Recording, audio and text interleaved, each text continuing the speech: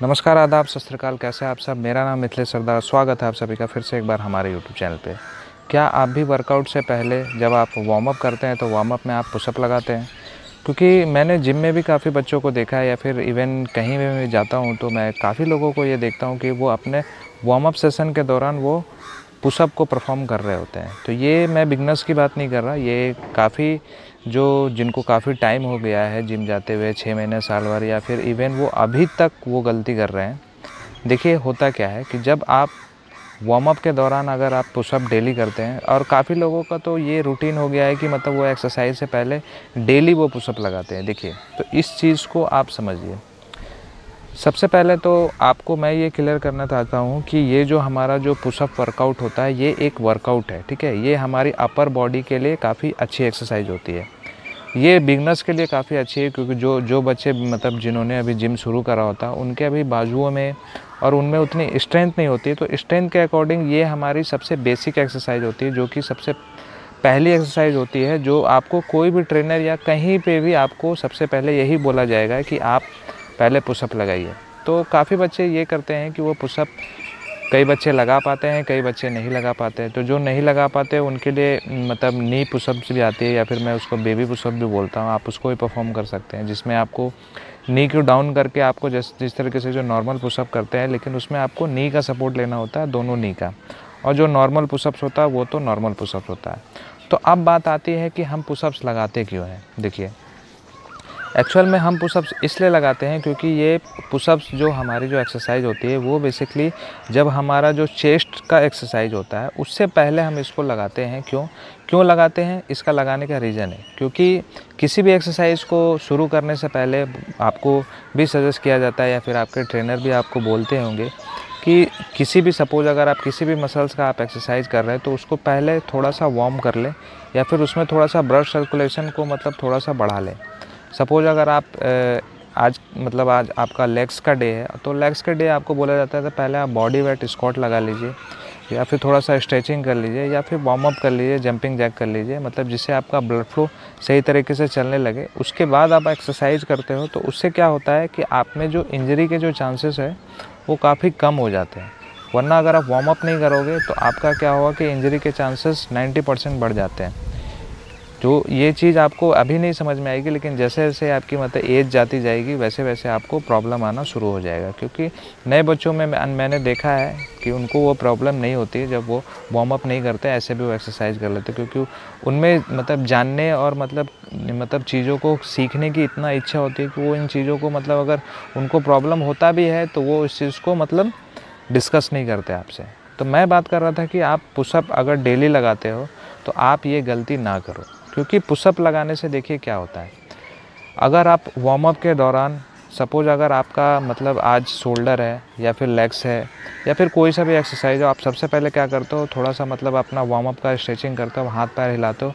उसके बाद आपकी जो सबसे पहले एक्सरसाइज होती है वो होती है आपकी पुशअप्स। आप 10 से 12 का जो सेट लगाते हो, 3 से 4 सेट आप लगा लेते हो, उसके बाद अपना एक्सरसाइज को शुरू करते हो। देखिए, आपने देखा होगा कि 90% लोगों का जो चेस्ट होता है वो वीक होता है, ठीक है। और वो वीक होने का बहुत बड़ा रीज़न है पुशअप्स, क्योंकि आप पुशअप्स रोज़ लगा रहे होते हैं। सपोज़ अगर आपने आज चेस्ट का एक्सरसाइज किया हुआ है और कल आपको ट्राइसेप या लेग्स का एक्सरसाइज करना है, लेकिन उस दौरान आप पहले क्या करते हो, आप मतलब उस समय आप पुशअप्स कर लेते हो। तो पुशअप करने की वजह से क्या होता है कि सपोज़ आज मैंने मतलब चेस्ट डे कल के डेट में मैंने चेस्ट करा हुआ था, लेकिन आज मैं फिर से वार्म अप के दौरान चेस्ट को एक्टिवेट कर लेता हूँ पुशअप के दौरान। क्योंकि जब आप पुशअप लगाते हो तो कहीं ना कहीं आप वार्म अप नहीं कर रहे हो, आप अपने जो मसल्स है उसको एक्टिवेट कर रहे हो। तो आप किस मसल को एक्टिवेट कर रहे हो? आप चेस्ट को एक्टिवेट करके कहीं ना कहीं छोड़ देते हो। तो आपको बोला भी जाता है कि किसी भी मसल्स की ग्रोथ के लिए उसको रेस्ट का लेना बहुत ज़रूरी है। अगर सपोज़ आप डेली मतलब एक ही एक्सरसाइज करते रहोगे, सपोज़ अगर आप हर किसी को मतलब आज के डेट में बड़े बड़े डोले सोले चाहिए, बड़े उनके आर्म्स चाहिए, ट्राइसेप चाहिए, बाइसेप चाहिए। अगर आप सपोज़ सातों के सातों दिन अगर आप बाइसेप और ट्राइसेप लगाओगे तो क्या आपकी मतलब जो मसल्स है बाइसेप और ट्राइसेप की वो ग्रोथ करेगी? मैं आपको गारंटी देता हूँ वो कभी नहीं ग्रो करेगी। तो इसी चीज़ को आपको समझना है। आपका चेस्ट का मसल वीक क्यों रह जाता है? क्योंकि कहीं ना कहीं आप मतलब जो आपका जो पुशअप का जो एक्सरसाइज है या जो पुशअप एक्सरसाइज आप अपने मतलब वार्म अप के दौरान लगाते हो, उसका सबसे बड़ा रीज़न वही है। क्योंकि आप डेली जब पुशअप अप लगाते हो तो कहीं ना कहीं डेली आप उसको एक्टिवेट करके छोड़ देते हो। मतलब जो हमारा पुशअप मसल, जो हमारा चेस्ट का मसल्स है, उससे क्या होता है कि आपको एटलीस्ट कम से कम 2 से 3 दिन का आपको रेस्ट पीरियड चाहिए होता है किसी भी मतलब मसल्स ग्रुप को। किसी भी मसल्स को मतलब आपको अगर साइज़ बड़ा करना है या फिर उसको अच्छे तरीके से ग्रोथ करवाना है तो उसका 2 से 3 दिन मतलब एटलीस्ट 48 घंटे का रेस्ट उसको बहुत ज़रूरी है। इसीलिए आपको वर्कआउट शेड्यूल को भी बनाया जाता है, तो आपको बोला जाता है कि आप किसी भी एक्सरसाइज के बीच में एटलीस्ट कम से कम 2 से 3 दिन का गैप आप ज़रूर रखोगे।